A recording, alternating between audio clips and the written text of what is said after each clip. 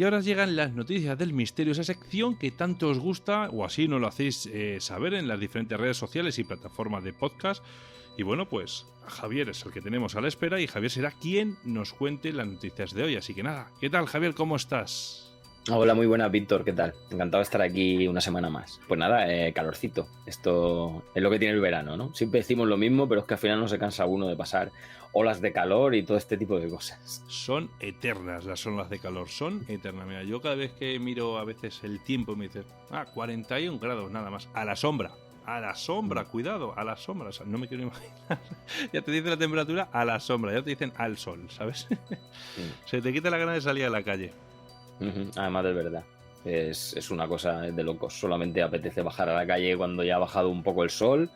Y claro, ya no te puedes prodigar mucho si al día siguiente tienes que trabajar, con lo cual llega invierno, no sales mucho porque hace frío, llega verano, sales en momentos contados porque hace demasiado calor. Esto va a hacer que, te iba a decir, yo pensaba para mí, esto va a hacer que ahorremos dinero, pero me parece a mí que no, porque lo que no nos gastamos fuera, nos lo gastamos en aire acondicionado en casa. Y al precio que está la luz, madre mía. En aire acondicionado en casa y en comodidades para casa. El que quiera sus canales y sus series se los gasta en cualquier plataforma. El que disfrute de videoconsolas se lo gasta en juegos. Con lo cual, al final, es lo que las gallinas que entras por las que salen. El dinero se guarda por un sitio y se va por otro. Tal cual, Javier, tal cual. Así que nada, bueno, vamos a dejar de meter más calor a nuestros amigos que nos escuchan. Y bueno, pues vamos a contarles qué es lo que nos tienes preparados para hoy. Así que nada, Javier, somos todo oídos. Sí, mira, vamos a hablar de qué sabemos por el momento de la normalidad del mar Báltico, porque ya se investigó, se hicieron unos primeros estudios, pero al final parece que todo ha quedado... Parece que lo hemos perdido un poco la pista, ¿no? Porque luego explicaremos, yo creo que todo el mundo entiende o sabe, aunque sea así a grandes rasgos, qué es la anomalía del mar Báltico. Ahora luego cuando degrademos la noticia hablaremos un poquito más, pero es ese objeto, la verdad es que bastante grande. Hablamos de una especie de disco de unos 60 metros de diámetro, a no mucha profundidad, y que la verdad es que ha traído sobre todo tanto a los que descubrieron como a la gente que ha venido después a intentar estudiar algo de ellos un poco de cabeza por sus dimensiones, por cómo es por fuera y ese tipo de cosas. Y vamos a ver en qué punto tenemos esa investigación. Luego también vamos a hablar de una antigua profecía de los indios Hopi, porque al final siempre que hablamos de profecías, pues nos vamos a profetas. Y nos vamos a Baba Vanga, nos vamos a Parravicini, nos vamos a todo este tipo de cosas, pero también están este tipo de etnias, este tipo de gente que tiene sus propias profecías basadas en su historia más, digamos, animalista, ¿no? Más basada en ese respeto a la naturaleza, y que también hay momentos en los que hablan de esos ciclos de fin del mundo, como cuando los mayas, pues los Hopi también tienen la suya, y vamos a repasarla un poquito por encima.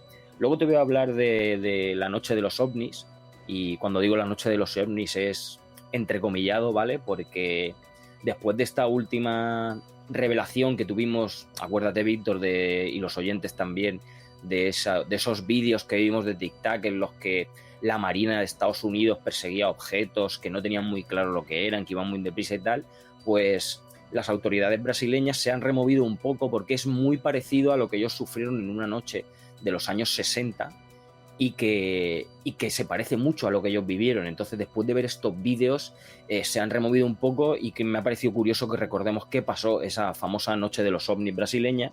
Y por último te voy a hablar sobre las novedades que tenemos sobre el asteroide Bennu, porque ya tenemos la sonda que fue a recoger parte del material que llegará a la Tierra en 2023, pero ya sabemos algunas de las cosas que pasaron en ese momento cuando la sonda tocó el asteroide, y qué pasaba en ese momento, qué le pasó a la sonda, cómo logró recoger esas muestras, y vamos a hablar un poquito de eso ahora que tenemos algunos datos más del estudio. Bueno, pues muy bien. Bueno, pues empezamos con la anomalía de ese mar Báltico, que bueno, como bien ya nos has hablado en anteriores programas, empezaba por ese disco metálico que está enterrado, así que a una profundidad de unos 50 metros, como nos has dicho. Así que cuéntanos un poquillo qué ha salido ahora nuevo sobre este tema. Pues sí, mira, al final, recapitulando un poco para que la gente que no nos haya escuchado o que no tenga mucha idea de qué es esta esta anomalía del mar Báltico, ¿no? Siempre que hablamos de esos tesoros, ¿no? Que están, digamos, en las profundidades marinas, pues siempre al final los científicos acaban buscando pues ese tipo de naufragios, algunas ciudades sumergidas, ¿no? O estructuras que podrían estar formadas por la misma naturaleza, y en este caso estaremos hablando de esa anomalía del mar Báltico, ¿no? Que es un objeto o una formación que podríamos decir que se parece así a grosso modo a una especie de champiñón bastante achatado, ¿no? Bastante chafado, que obviamente está en el fondo del mar Báltico, y que con la ayuda de un sonar de un equipo de investigación que se llamaba Ocean X, a cargo de un famoso cazatesoros que es Peter Lindbergh, fue descubierta el 19 de junio del 2011. Este equipo, el Ocean X, se encontraba buscando, digamos, nada en concreto, ¿no? Nada en particular, iban intentando encontrar algún lugar curioso para bucear cuando detectaron esta presencia, ¿no? Digamos, este disco, ¿no? De unos 60 metros de diámetro, que es bastante grande, y no a mucha profundidad, como tú bien has dicho. Además, el encargado de este famoso cazatesoro, ¿no? Peter Lindbergh, ya dio esos primeros comentarios, ¿no? A un medio internacional de que la forma era extrañamente ovalada y tenía como dos picos salientes que eran muy simétricos, ¿no? Que además estaba unido a unas misteriosas marcas que parecían que eran de arrastre a lo largo de varios cientos de metros, y que a él mismo le hicieron pensar que el objeto había caído de donde fuera al mar. Además, también señaló que todo el equipo que lo investigó, ¿no? Quedó sorprendido, ya que consideraban que no era posible que las corrientes marinas del mar Báltico arrastraran un objeto tan grande, ¿no? De hecho, cuando se acercaron a analizar el área de cerca, se dieron cuenta de que esas marcas de arrastre, ¿no? Esa estela de zanjas tenía alrededor de 400 metros de extensión desde donde estaba el objeto hasta donde empezaban a producirse. Y obviamente, ¿no? Como era de esperarse, el descubrimiento de este extraño objeto lo que hizo fue empezar a alentar la múltiple creación de teorías, ¿no? Desde que como que era un ovni que había caído al mar, o que se podía tratar de un antiguo experimento nazi, o incluso los restos de la tan buscada, ¿no? Atlántida, ¿no? Y otras de las teorías que se conoció en ese momento, Víctor, y que estoy casi seguro de que conoces, y nuestros oyentes, los que hayan tenido aunque sea un primer vistazo, es de las primeras cosas que te quedas cuando lees algo sobre la normalidad del mar Báltico, es que esa estructura se parece misteriosamente al halcón milenario de la película Star Wars. Si vemos una foto, vemos que prácticamente en la silueta y en alguna de sus zanjas es muy, muy parecido. Pero volviendo a lo que son los datos de verdad, ¿no? En una publicación que se hizo en ABC, el propio Lindbergh manejaba varias posibilidades sobre la naturaleza del objeto, al que, como ya te he dicho, él califica de extraño y enormemente antiguo, y según él quizá pudiera tener decenas de miles de años, incluso antes de la edad de hielo, ¿no? Aunque nunca se ha descartado del todo que pudiera tratarse de una formación natural, quizá un meteorito que atravesó el hielo durante aquel periodo glaciar, o incluso podría ser el fruto de un volcán submarino. Meses después de este descubrimiento, Ocean X realizó una segunda inspección, de la cual obtuvo algunas muestras para ser actualizadas, ¿no? Y analizadas, perdón. Y la muestra de una piedra le fue enviada a Volker Brücher, que era un profesor asociado de geología de la Universidad de Estocolmo, y que ya destacó en un medio sueco que le sorprendía cuando investigó el material y encontró esa gran piedra negra que había dentro del material, que podría ser una roca volcánica. De hecho, él decía que su hipótesis era que ese objeto, que la estructura en sí, ¿no? Esa anomalía, se formó durante la edad de hielo hace miles de años. O sea, coincidía con el investigador principal. No obstante, hay que decir que este geólogo, ¿no? Brücher, también aseguraba que no había nada de misterioso en la anomalía del mar Báltico, ya que lo que el equipo de Ocean X ignoraba, digamos, que es que la mayoría de las muestras que se sacaron del fondo del mar eran granito, eran unas rocas que se llaman gneiss, que es una roca, digamos, que tiene la misma composición que el granito, y también arenisca, ¿no? Que es exactamente lo que se esperaría ver en una cuenca glaciar. Esto, digamos, que se puede deber a que el mar Báltico entero es en sí una gran cuenca glaciar, que es una región excavada por el hielo hace miles de años. Además, la publicación del ABC detallaba que Lindbergh no ha revelado nunca la ubicación exacta del objeto, porque así se garantiza la exclusividad del hallazgo. Por lo tanto, si recapitulamos un poco, la única información que se ha compartido es que este enorme disco se sitúa a una profundidad tan poco exacta, pero que podrían dar entre 60 y 90 metros, en ese fondo del Golfo de Botnia, que es un estrecho, digamos, brazo de mar de unos 700 kilómetros de longitud que está situado entre Finlandia y Suecia. Entre todas esas muestras había también un fragmento de roca basáltica, que es un tipo de mineral que se forma al endurecerse la lava, ¿no? Y por lo que el geólogo Brücher afirmaba que tanto la estructura como las muestras de roca se formaron probablemente, digamos, en una íntima conexión, podemos decirlo, con los procesos glaciales y posglaciales de la época. Pero realmente, Víctor, hasta que se vaya a explorar abiertamente, ¿no? Podemos decirlo así, por otros grupos y tengamos informaciones contrastadas, no se puede asegurar absolutamente nada. Y hay que decir, como ya te he dicho al principio, que si tú ves esos iconos, esas fotografías de la figura, a mí, Víctor, esto es opinión personal, ¿vale? Me resulta muy complicado, que no imposible, ¿vale? Que todas esas marcas que tiene y esos ángulos rectos hayan sido fruto de la casualidad y del arrastre, para mí es un poco complicado. No quiere decir que cuando lo encuentren de verdad llegue alguien, me lo explique y yo claudique y diga que tenga razón. Pero si yo veo las fotografías me resulta como mínimo extraño que todos esos surcos y todas esas formas y ángulos rectos que tiene esta normalidad del mar Báltico hayan sido hechos por casualidad. Pero, como ya te he dicho, ahora mismo son todo conjeturas, porque realmente ni siquiera sabemos dónde está. Tenemos unos datos vagos de a qué profundidad está, y como el que tiene la exclusividad no ha querido lanzarlo al mundo para ganarse él mismo su magia, ¿no? Digámoslo así, del descubrimiento, pues estamos en lo que estamos. Han pasado 11 años y realmente, Víctor, tengo que decirte que no sabemos nada de la normalidad del mar Báltico.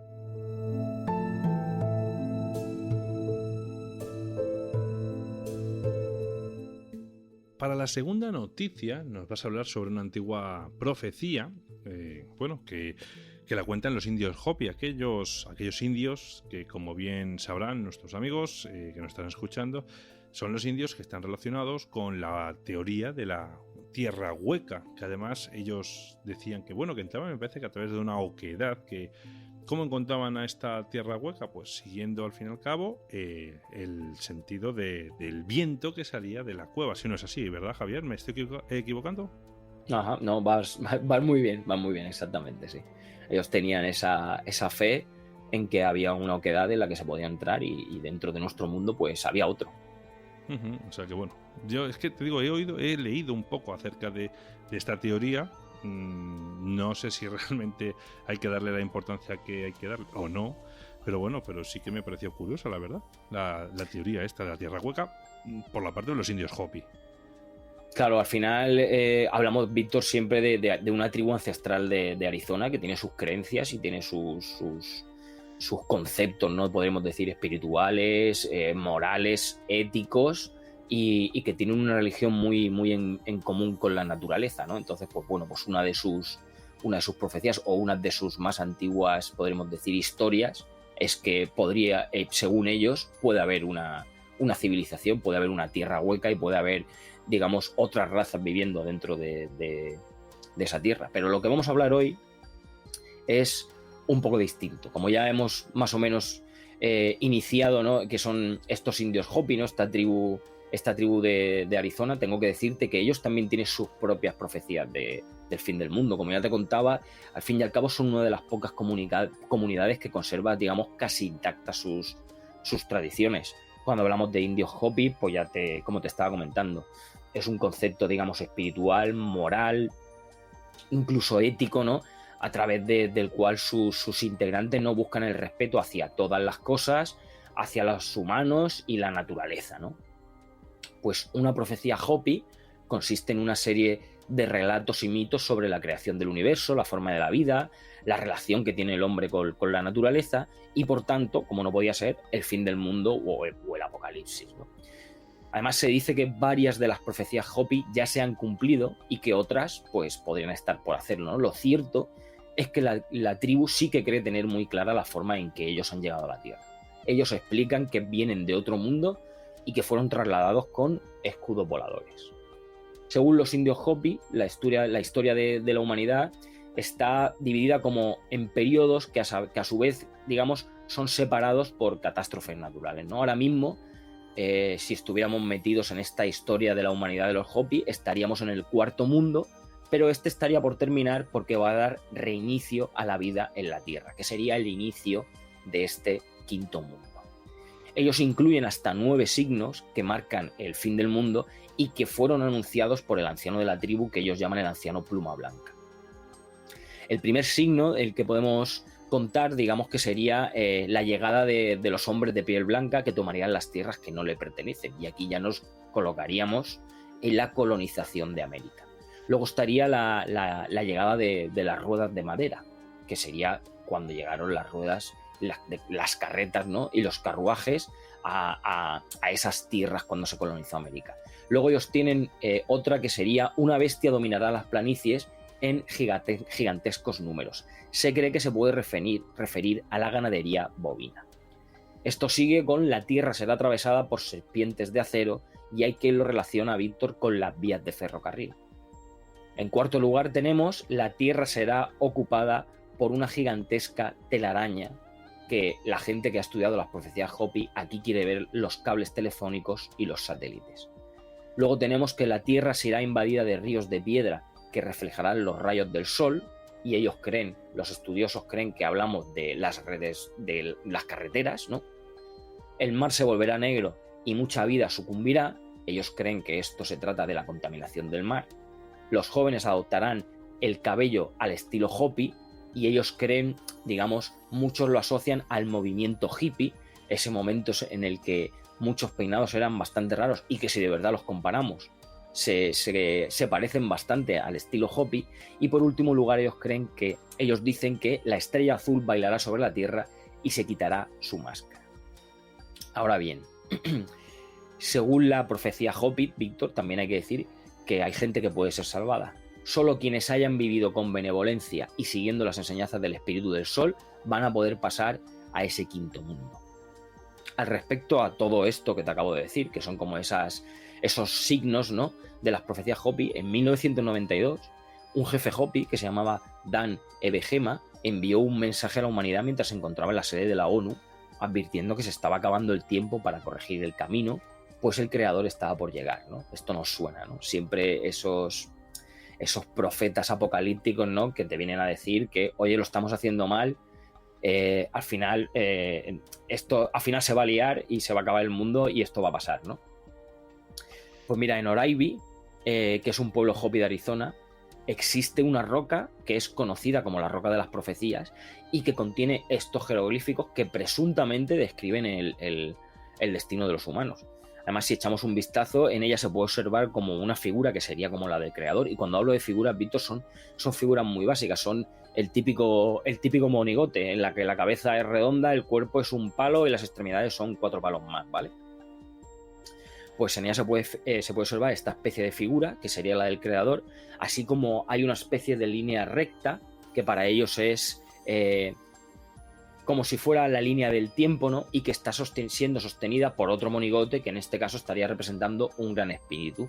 También hay una especie de línea como si fuera en el cielo, en la parte de arriba de estos monigotes, y lo que significa que, según ellos, estamos hablando siempre desde las interpretaciones Hopi, ellos mismos se unirían a la guerra o podrían desviarse al camino de la codicia, incluso llegándose a sentir atraídos por el glamour o el poder. Y además tienen en el cielo como 2 especies de círculos de este dibujo que se cree que podrían ser eventos catastróficos que, de acuerdo con los ancianos Hopi, representarían las dos guerras mundiales que han ocurrido hasta ahora. Así que bueno, Víctor, para salir un poco de estos profetas que hablamos siempre, pues esta tribu que está más en comunión con la naturaleza, yo, aunque no se parezcan mucho, sí que los asemejo mucho a los mayas a la hora de estas profecías, pues también tienen las suyas del fin del mundo. Y ahora mismo, pues como su día estábamos inmersos en una de los mayas, pues ahora mismo parece que estamos inmersos en una de estas profecías de los indios Hopi. Igual que esperábamos con los mayas, pues esperemos que los indios Hopi tampoco tengan razón, para que no nos vamos a engañar.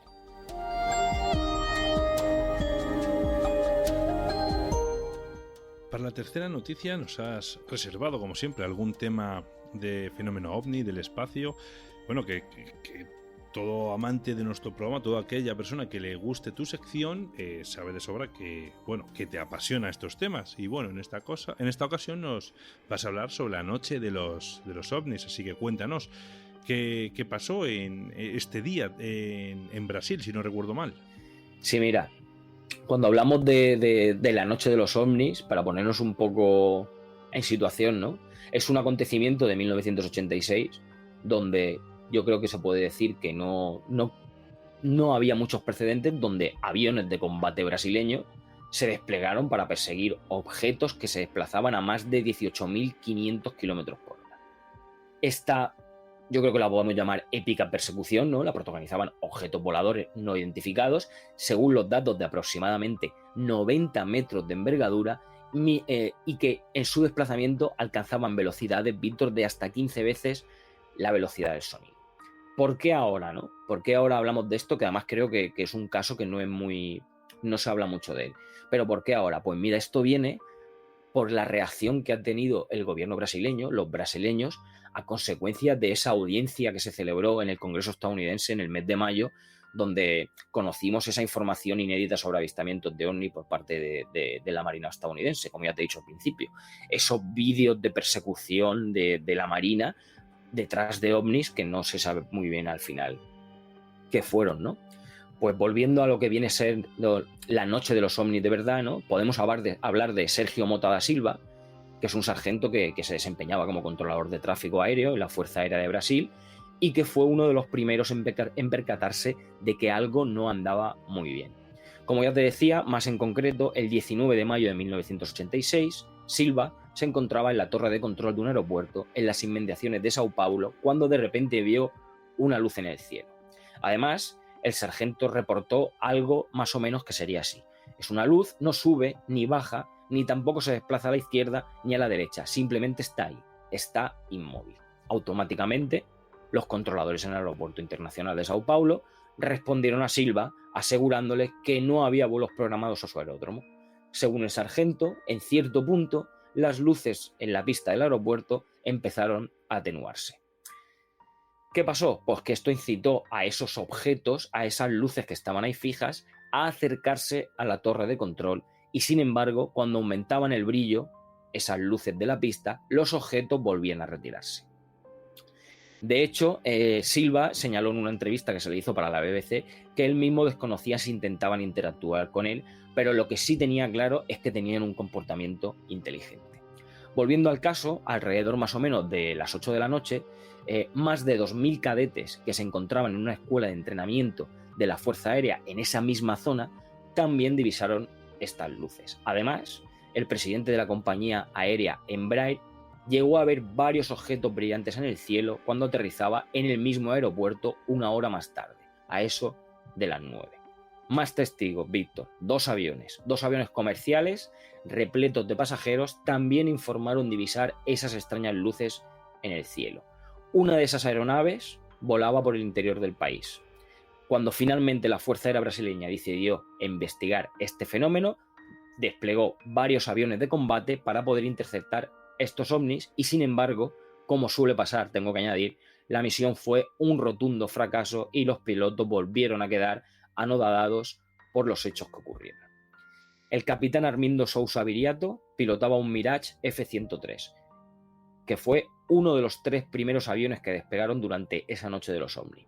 Rápidamente aceleró hasta alcanzar los 1.600 km por hora en ese avión de combate, que era un avión de combate de alto rendimiento, y sin embargo, cuando se aproximó a uno de estos ovnis, este extraño objeto aceleró a más de 18.500 km por hora, como ya te he dicho antes, Víctor, 15 veces la velocidad del sonido. Un colega del capitán Armindo, el teniente Clever Caldas Mariño, pilotaba un Northrop F-5E/F Tiger, cuando despegó alrededor de las 10:30 de la noche. Además, dijo que mientras que se acercaba al objeto, el mismo objeto dejó de, empezó a mantener la distancia y empezó a subir en altura. Clever Caldas lo siguió, intentó seguirlo hasta los 9.100 metros cuando de repente perdió su señal el radar y solamente se quedaba con el contacto visual. Además, en tierra, todos estos acontecimientos, hay que decir, Víctor, que generaban la misma tensión que en el aire. En tierra, Adenir Brito, que es un fotógrafo de un periódico local, recibió un aviso de que se observaba un platillo volador justo encima de su oficina. Así que él, tengo que decirlo, escéptico reportero, porque no cree absolutamente nada, él mismo creía que se trataba de una broma y lo que hizo fue salir a investigar y, sin embargo, en cuanto divisó los objetos en el cielo, sacó tantas fotografías como pudo. Tengo que decir, Víctor, que si buscamos las fotografías por internet, aunque las podemos encontrar, las fotos son de muy mala calidad, tienen muchos años y realmente solamente se alcanza a ver unas manchas luminosas en lo que suponemos que es el cielo, con lo cual no dan mucha información. Pero mira, volviendo al caso, varias semanas después de todos los eventos, el investigador del fenómeno OVNI, James Urtac, se presentó con 2 oficiales de la Fuerza Aérea Brasileña en las oficinas del periódico, le solicitaron al editor los negativos de la fotografía, yo creo que esto ya nos va sonando a todos, ¿no? Además poniendo como pretexto que iban a enviar las imágenes a la NASA y, como no podía ser de otra manera, Víctor, desde entonces se desconoce el paradero, del material que obtuvo este Brito. ¿Pero cuál es la postura oficial del gobierno de Brasil? Pues mira, Víctor, voy a decirte que la postura es que no saben lo que pasó. De hecho, tuvieron que salir a dar explicaciones porque la información y la cobertura que se le dio al caso, digamos que los arrolló y no les quedó otra cosa que salir a decir lo que sabían. Y como no sabían nada, lo que hicieron fue llevar a los pilotos para que contaran lo que habían visto y, digamos, no fuera más allá. Todo, yo creo que tiene mucha similitud con muchos casos que el gobierno ha acabado por admitir, pero por admitir, cuando hablamos de admitir nos referimos a lo de siempre. No sabemos lo que es, no sabemos lo que es y no sabemos lo que es. Y también lo hemos comentado algunas veces, creo, hablando, Víctor, tú y yo. Es muy incómodo para los gobiernos salir a decir no sé lo que ha pasado en mi espacio aéreo restringido, no lo sé. Entonces, bueno, me parece una buena iniciativa que al final aquí el gobierno de Brasil lo que hiciera fue llevar a los pilotos y que ellos mismos expresaran lo que habían visto. Por lo menos aquí no hay ningún tipo de sesgo de la información. Y nada, tengo que decirte, Víctor, que no he encontrado material desclasificado. Al final esto es lo único que sabemos de este incidente, de esta noche de los ovnis. Pero si encuentro algo más que pueda ser reseñable, pues lo volveré a traer porque, como bien has dicho al principio, sabes que estos temas me encantan y cuando se producen estas oleadas que ha conseguido ver tanta gente al mismo tiempo, es que realmente ahí pues ha pasado algo.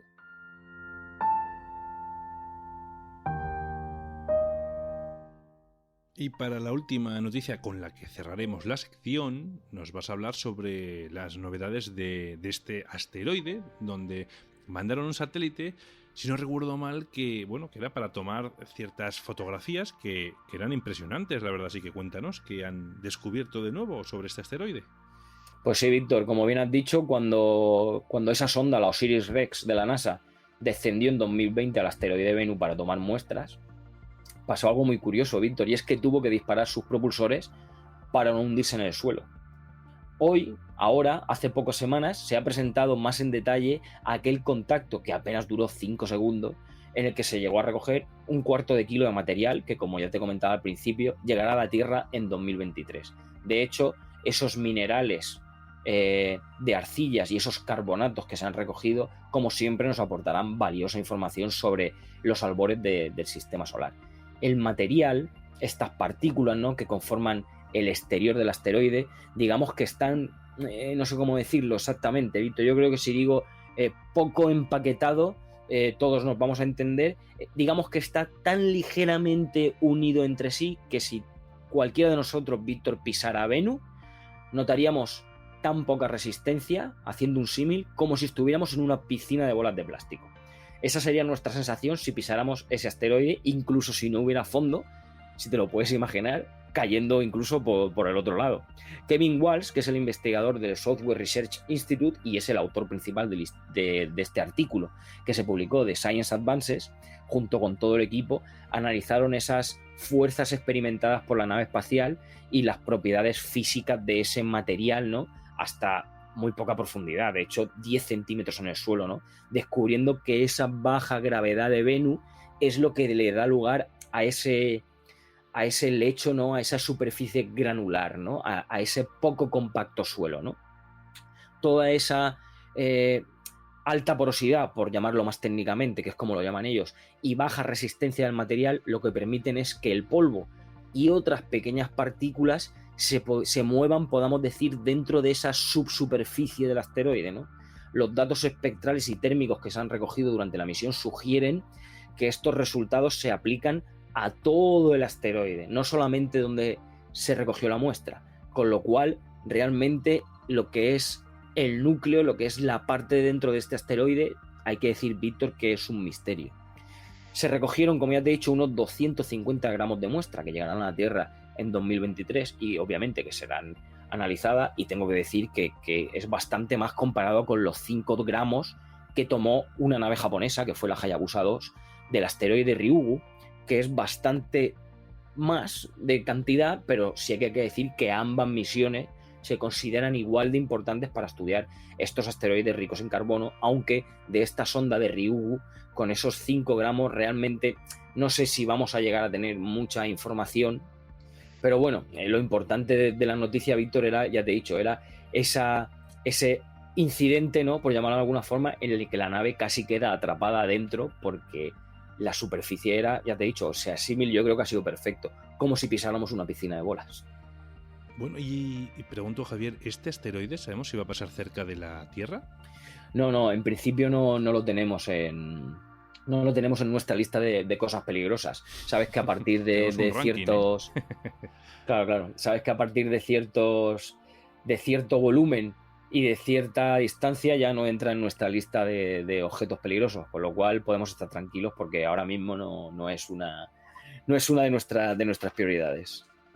Bueno, pues nada, entonces no le tendremos mucho miedo a este asteroide. Oye, Javier, y hablando de asteroides, ¿qué nos puede decir acerca de esta nueva fotografía que ha captado el telescopio James Webb? Porque está el mundo del espacio, ¿no? Los aficionados del espacio está alteradísimos, ¿no? Tan sorprendente es esta fotografía. Es preciosa, tú la habrás visto también y sabes que me encantan todo ese tipo de fotografías que lo único que hacen es enseñarnos realmente otros mundos muy lejanos, pero otros mundos, otras constelaciones, otras estrellas, otras galaxias. Y sí, de hecho no lo he traído en información del programa porque al final sería comentar una fotografía, tampoco tiene mucho más. Lo espectacular de la fotografía es verla, y obviamente si comparamos una foto de James Webb con cualquier otro telescopio espacial antiguo, pues obviamente se nota la mejora de la calidad, ¿no?